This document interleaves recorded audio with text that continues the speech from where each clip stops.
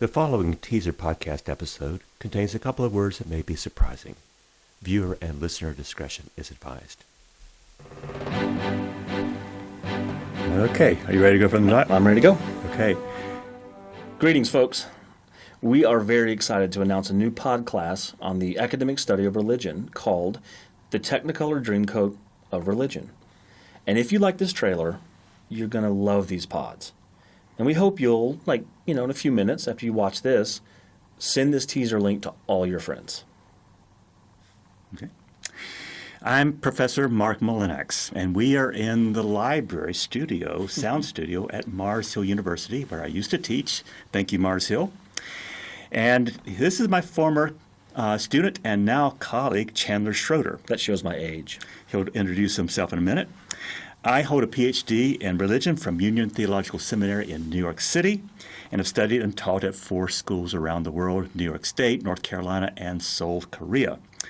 I have a podcast that's almost finished on this book. It's called Power for the Peaceful. It's a verse-by-verse treatment of the 81 verses of Tao Te Ching. So if you want to catch that, please look me up. Chandler, what about you? Why are you here? Well, broken roads lead us to where we belong, right? That's what they say. So I'm a former healthcare executive. I have almost 20 years in the C-suite running home health and hospice organizations. But I always felt unfulfilled.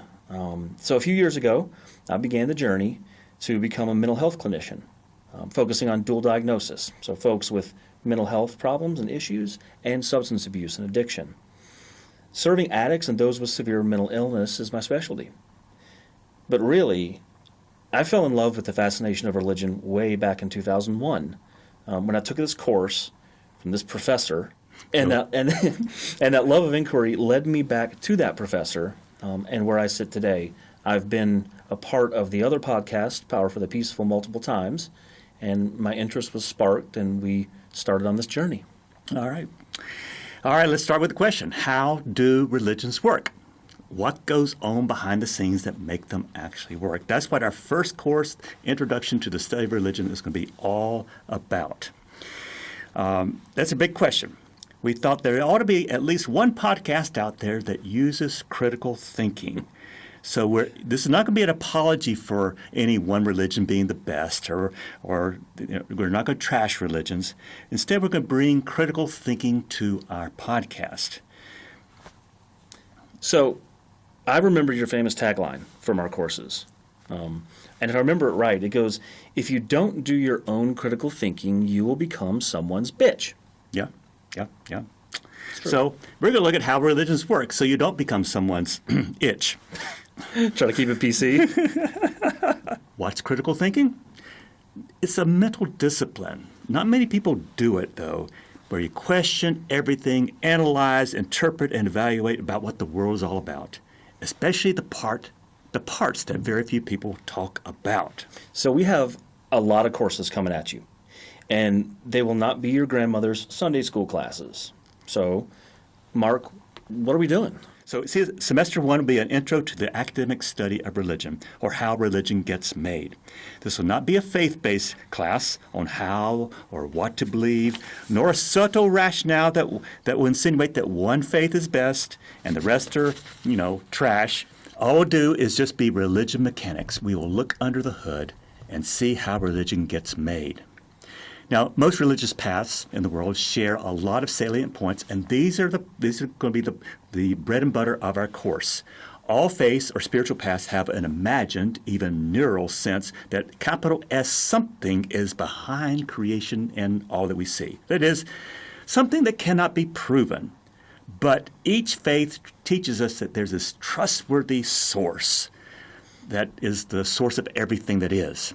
Most religions imagine a sense of God or deity or even deities. And then they support it with a worldview supported by mythic imagination. Creation stories will come next. We'll look at sacred text. We'll look at how those sacred texts promote a certain kind of rituals. Then we'll look at how to practice these spiritual truths with ethics. Each faith also teaches, I love this, that there's something wrong with you. Mm-hmm.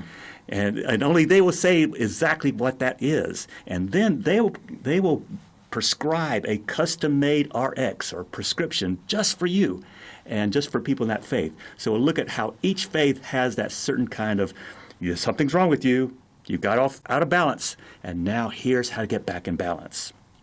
So, and then we're going to look at how all faith expressions have this community element: church, synagogue, mosque, temple, yes.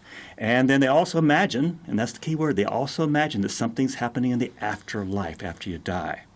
So these shared features of all these faiths will be the bread and butter for our very first course. And there'll be lots of examples from living faiths and religions that you may know something about.